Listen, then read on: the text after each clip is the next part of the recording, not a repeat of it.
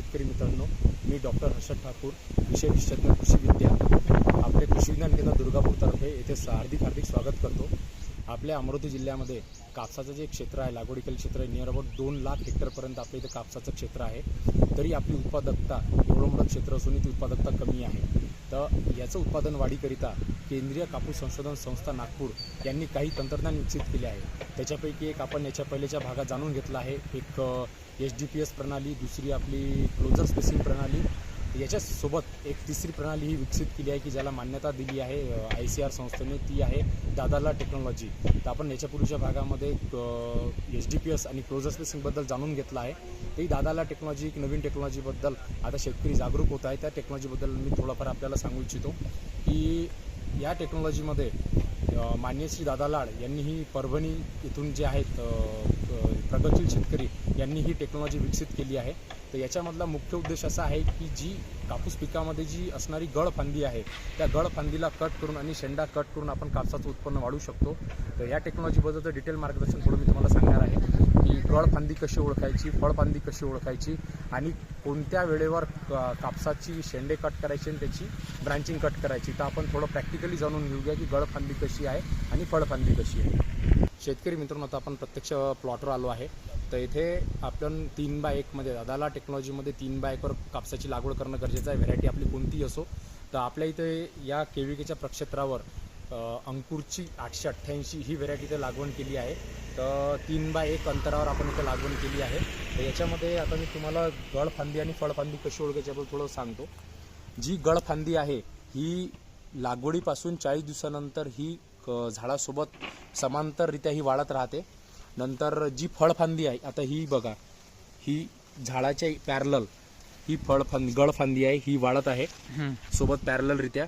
आणि जी आपली फळफांदी असते ही जमिनीला समांतर अशी वाढत राहते, ज्याच्यावर आपल्याला हे बघा तुमचे बोंडांची संख्या, पात्यांची संख्या इथं पाते दिसत आहेत। त्याच्यामध्ये जी गळफांदी असते ती गळफांदी काय करते, आपण जे खत देतो त्याच्यापैकी 70% खत ही गळफांदी पूर्णच्या पूर्ण त्याच्यावर शोषून घेते। नंतर जे फळफांदीला जो लागणारा न्यूट्रिएंटची जी गरज आहे, त्याच्यामध्ये ती न्यूट्रिएंटची गरज त्या फळफांदीला पूर्ण होऊ शकत नाही, या फळफांदीला ती पूर्ण होऊ शकत नाही। तर म्हणून त्याच्यामध्ये आपल्या उत्पादनात घट येते। तर मान्य श्री दादा लाड यांनी ही टेक्नॉलॉजी विकसित केली आहे की जी गळफांदी आहे तिला 1 इंच अंतरावरून कट करून तर जो न्यूट्रिएंटचा होणारा जो अपटेक आहे तो तुमचा पूर्णच्या पूर्ण अपटेक हा फळफांदीकडे वळता झाला पाहिजे आणि तुमच्या कापसांच्या बोंडांमध्ये त्याचं वजन हे वाढलं पाहिजे। तर याच्या मागचा मूळ उद्देश आहे। तर आपण एक तुम्हाला मी कट करून दाखवतो। याच्या गळफांद्या या झाडाला म्हणजे कमीत कमी 3 ते 4 गळफांद्या एका झाडाला येऊ शकतात। इथं बघा 1, 2 या दोन इथे गळफांदी इथं आली आहे। तर हे जे कट करताना यांना धारदार शस्त्राने म्हणजे झाडाची साल न निघाली पाहिजे अशा हिशोबाने याला कट करणं आहे।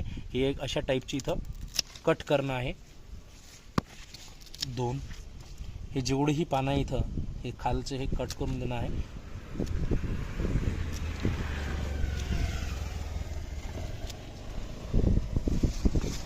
आणि एक हे जे मोठं पान असते याचं की ज्याच्यामध्ये तुमच्या किडींचा प्रादुर्भाव सगळ्यात पहिले सुरुवातीला दिसून येतो, तर हे पण एक झाड कट करून हे पान कट करून घेणं आहे।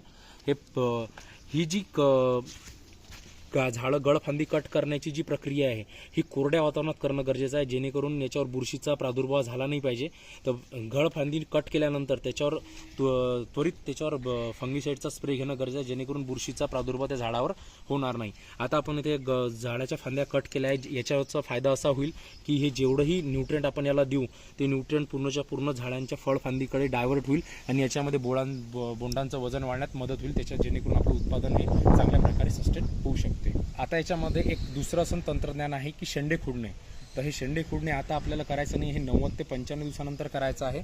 तर शेंडे आपल्याला खुडायचे कसे आहे, जर आपण 3x1 वर लागवड केली असेल तर 3 फुटापर्यंत कापूस वाढल्यानंतर वरचा शेंडा हा थोडा असा बघून म्हणजे इंटरनोड्स बघून त्याला असं धारदार शस्त्राने असं कट करणं आहे। आता आपण इथे कट करणार नाही कारण की झाड त्या हाईटमध्ये अचीव झालं नाही आहे। जर 4x1 वर असेल तर झाड हे 4 फुटानंतर त्याचा वरचा शेंडा कट करायचा, जेणेकरून तुमचं जे न्यूट्रिएंट डायव्हर्जन आहे ते पूर्णच्या पूर्ण तुमच्या फळफांदीकडे जाईल आणि तुमच्या उत्पन्नामध्ये हमखास वाढ होईल। तर अशा प्रकारे शेतकरी मित्रांनो, मी जो गळफांदी आणि फळफांदीबद्दलचा जो तंत्रज्ञान आहे त्याच्याबद्दल तुम्हाला माहिती दिली आहे। तर सगळ्या शेतकऱ्यांनी ज्यांना हे शक्य होत असेल त्यांनी हे असे तंत्रज्ञान वापरावं आणि उत्पादनामध्ये आपल्या वाढ करून घ्यावी। जय जवान जय किसान।